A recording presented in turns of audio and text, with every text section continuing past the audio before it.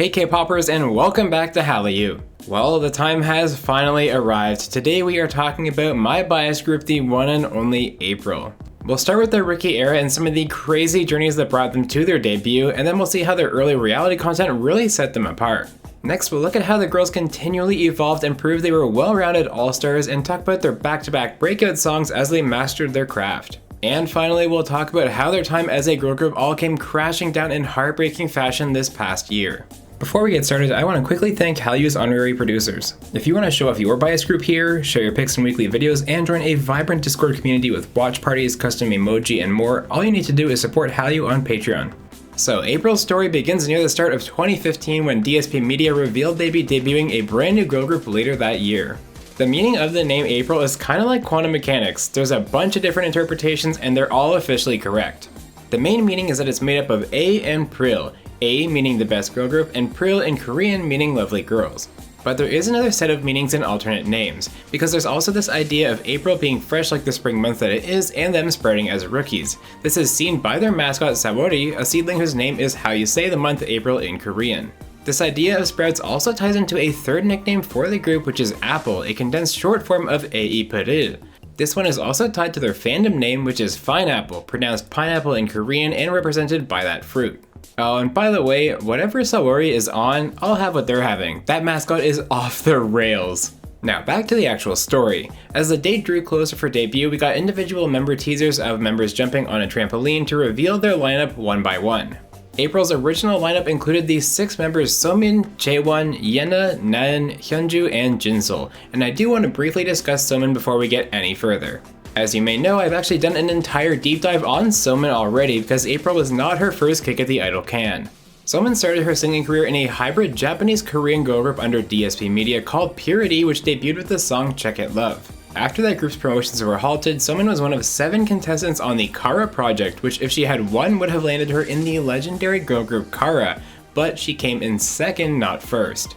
It was at this point that Somin finally became a trainee with the other 5 members to debut in April, and that debut came on August 24th, 2015. April debuted with the EP Dreaming and lead single Dream Candy, an ultra cute concept where the girls travel to a dream world together. The EP peaked at number 8 on Gaon's albums chart and it won me over immediately. When this song came out, I was still over at Kville Entertainment and it was the first song I ever gave a number 1 pick to on our staff charts. Unfortunately though, just months later on November 9th, Somin shared a handwritten letter announcing she'd be leaving April, saying that she didn't feel she was suited for the concept and path that April was taking. And in hindsight, you really can't blame her because as we know, she would end up being in the co-ed group Card, which has a vastly different image than April. Nonetheless, April pressed on as 5 members and returned with their first comeback in Moi, another textbook 3rd gen girl group cute concept complete with Girl Scout badges and campfires. And not long after, April would round out 2015 with a delightfully cozy Christmas comeback in the form of the special album Snowman. But before I get too far into their journey, we have to pause for a second, because there's something really unique about April's rookie era that for me played a huge part in them becoming my bias group. And that is their early reality content, because honestly, as much as DSP Media has made some huge mistakes with April and other groups in the past, they really committed to giving April some amazing reality shows right at the get-go. Back in 2015, and frankly even now, the reality content you get from new groups is usually pretty simple. You might get some behind the scenes snippets at a showcase or a music show, or maybe the members playing a game, or perhaps a V-Live with members hanging out and chatting. But that was not the case with April. These girls did some really cool stuff across 3 different reality shows in their rookie era, those shows being April's My Wish, On Air with April, and Here Goes April. April's My Wish was definitely the most normal of the 3, with each episode being about a wish a certain member had to do something fun. This ranged from having a mukbang, to taking bongo lessons, to rock climbing, and even learning how to pole dance. On Air with April was a 16-episode series which documented the girls' adventures throughout Seoul, which often included completing challenges throughout the city. And sometimes those challenges were to survive a harrowing ride at Lotte World.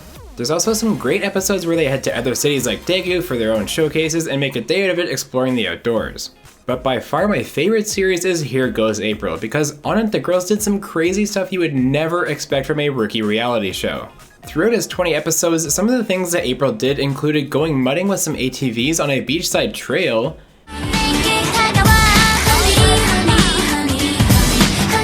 going bungee jumping,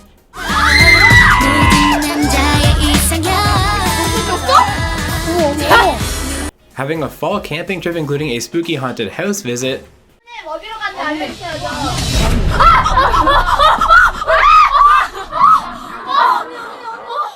And bonding while attending a multi-day boot camp at an actual Marine Corps camp that pushed them to their limits.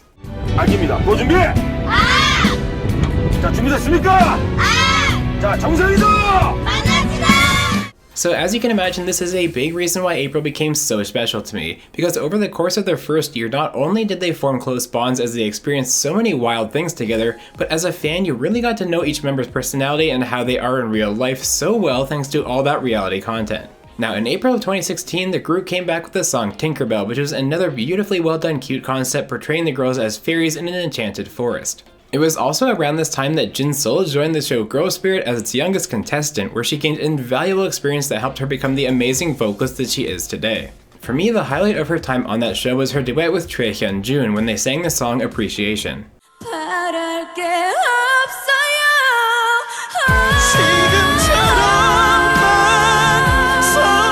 Unfortunately, just as the Tinkerbell promotions began, Hyunju went on hiatus due to some health concerns, and April continued the promotions as 4. Over the summer, the girls would go on to host concerts in Seoul and Tokyo, but after a 7-month-long hiatus, Hyunju shared a handwritten letter announcing her departure from the group and her intention to start acting instead of being an idol, as it would be easier on her body. The following month, DSP revealed that Chaekyung, who had already been touring with the group and had a duet with Chaewon, would be joining the group alongside Rachel, so April was once again a 6-member group. If you thought Somin's journey to April was long, well buckle up because Chaekyung's is even longer, because not only was she also in Purity with Somin, and also in Kara Project with Somin and that group Baby Kara, but she also just barely missed out on joining IOI in the final elimination of Produce 101. She also then joined the secondary Produce 101 group IBI, was in a short-lived group called Siva as part of an Mnet mockumentary, and then finally joined April after that. April's first comeback with the new lineup would be the EP Prelude and its single April Story, which became their best charting song so far at number 62 on Gaon. This is where April's ability to pull off different concepts really started to shine. In the past, I've called boy group Vix masters of their own concept, and I really do believe that April have that same ability. Because after April Story, the group's next 3 songs ventured out from that quintessential cute concept of the rookie era.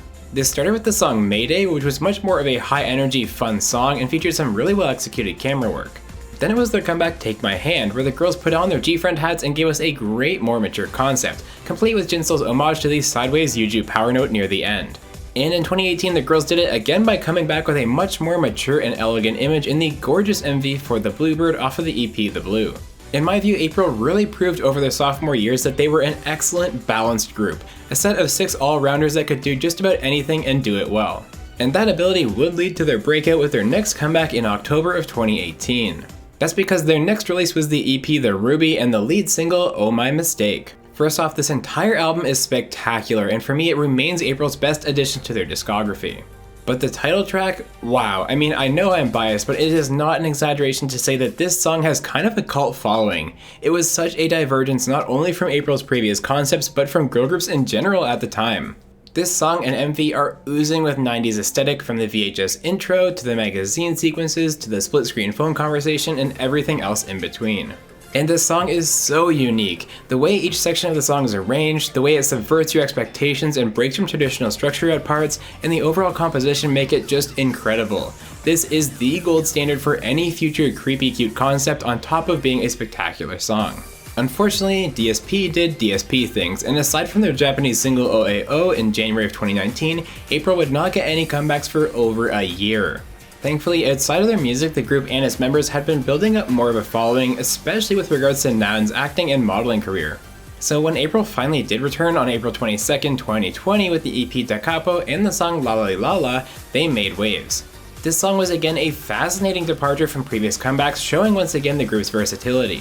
This was a high-energy bop that also had a dark side as the girls are trying to escape a nightmare, and it nearly doubled the sales total of the Ruby, their previous EP.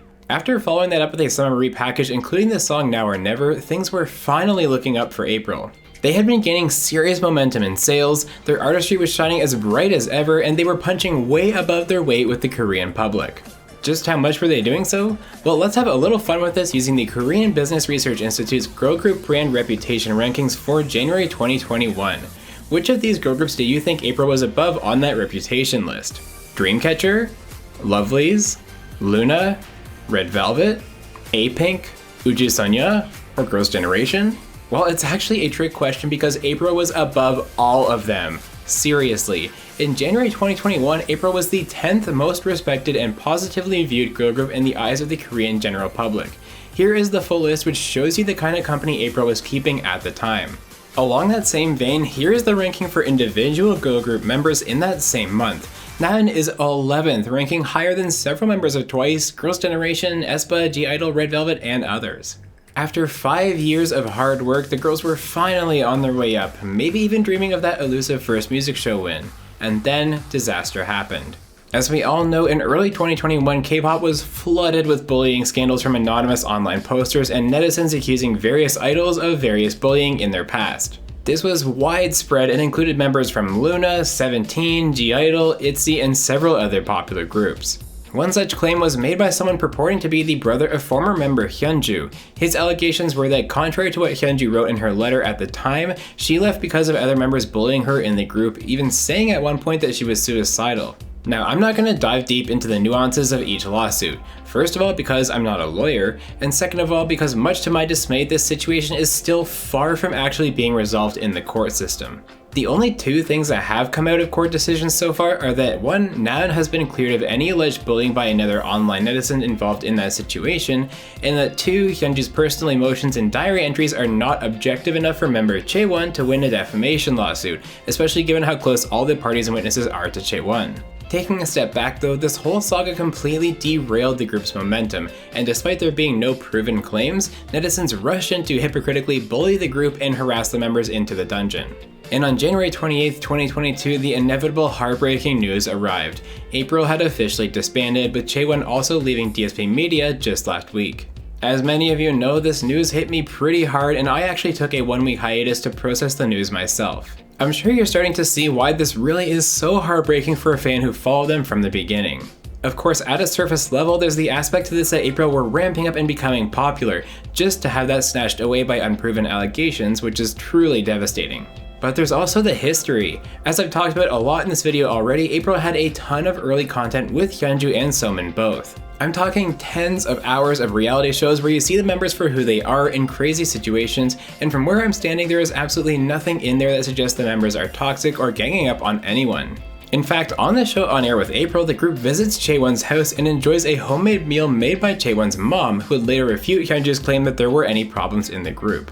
This is a group of girls who together went through the struggles of being idols and working hard to try and make it big, and yet we're faced with the reality of netizen culture. For all the amazing things in this wonderful world of K-pop, there is a big problem. A problem bigger than April even, of taking an allegation of a mistake in someone's past, whether it's true or not, and instantly using it to assassinate an idol's character. Whether it stems from jealousy, desperation to have their own 15 minutes of fame online, or just plain evil, after seeing how those thoughtless comments affected my bias group, I wouldn't wish it on my worst enemy. All of that being said though, despite the tragic ending to the group, I can't be too upset. As one of Halleyu's patrons put it on our Discord server, don't be sad it's over, just be glad it happened. And at the end of the day, I will never not be grateful for the nearly 7 years of joy that April gave both to me and to the whole K-pop world. So that is the story of April. I've tried my best not to get too opinionated, but at the same time, I do want to hear your thoughts too. Do you think there's a problem with netizen culture and the ease with which allegations can be made against idols? As always, thank you so much for watching this deep dive, and if you enjoyed the video, be sure to like and subscribe so you don't miss all the great K-pop content coming your way right here at Hallyu. This has been Deep Dive number 93, April.